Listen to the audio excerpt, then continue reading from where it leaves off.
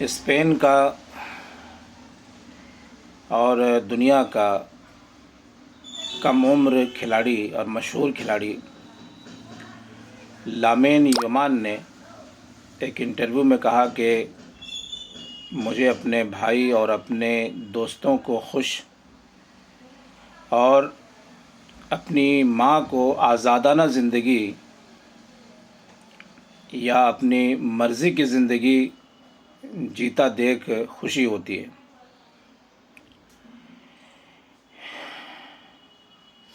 دوستو، اس کم عمر کھلاڑی نے کسی مدرسے کی تعلیم تو نہیں لی ہوگی، اور ہم لوگوں کی طرح سے یا مسلمانوں کی طرح سے دینی مجلس میں بیٹھتا بھی نہیں ہوگا، جہاں تک میری جانکاری کہتی ہے۔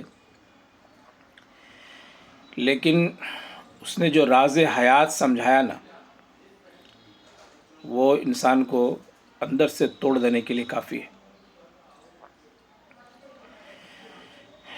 3 جملوں میں اس نے جو بات کہی ہے وہ ہمارے لیے اور آپ کے لیے، سب کے لیے قابل غور ہے۔ کہا گیا الحکمت ضالۃ المومن فینما وجدہا فہو احق بہا۔ حکمت جو ہے وہ مومن کی گمشدہ چیز ہوتی ہے، وہ جہاں سے بھی مل جائے، جس جگہ سے بھی مل جائے، مومن کو چاہیے کہ اس پہ دعویٰ ٹھوک دے اور کہے کہ اس کا حقدار تو میں ہوں، یہ تو میری چیز ہے، اور اسے وہ اپنا لے۔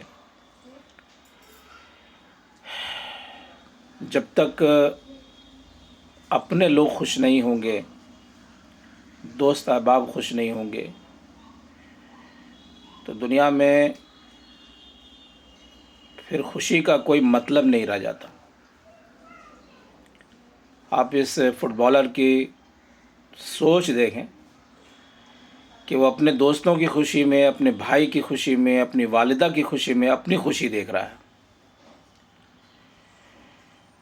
یہی سب افکار اور یہی سب سوچ ہے جو جس کی بنیاد پر آج وہ دنیا کے عظیم فٹ بالر میں شمار کیا جا رہا ہے، ایک کم عمر کھلاڑی۔ بات یہیں ختم نہیں ہوتی۔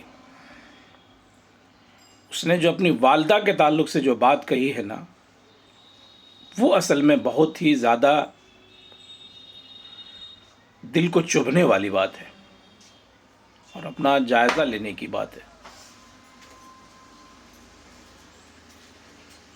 آج جس طرح سے معاشرے میں ماں باپ کو بچوں نے قید کر کے رکھا ہے، ہر گھر والدین کے لیے ایک قید خانہ بن گیا ہے۔ ماں باپ کی کچھ بھی نہیں چلتی ہے، 10-20 روپے 50 روپے کے لیے وہ اپنے بچوں اور اپنے بہو کے سامنے میں ہاتھ پھیلاتے ہیں۔ کہیں جانا ہو تو اپنے بچے سے پوچھ کے انہیں جانا پڑتا ہے، اور شام میں آ کر کے بتانا پڑتا ہے کہ آپ کہاں گئے تھے۔ ایسے حالات میں لامین یمان کا یہ کہنا کہ میری ماں اپنی مرضی سے زندگی جی لے، اسے دیکھ کر کے مجھے خوشی ہوتی ہے، اور میں چاہتا ہوں کہ میری ماں اپنی مرضی کی زندگی جیے، بہت بڑی بات ہے، غیر معمولی بات ہے۔ فلسفہ، فقہ، اسرار کائنات، سب کچھ اس کے اندر پوشیدہ ہے میرے بھائیوں۔ کبھی غور کیجئے گا اس جملے پہ۔ میں نے تو جب اس انٹرویو کو سنا تو تھوڑی دیر کے لیے ایک سکتے میں چلا گیا کہ اس نے کون سی بات کہہ دی ہے۔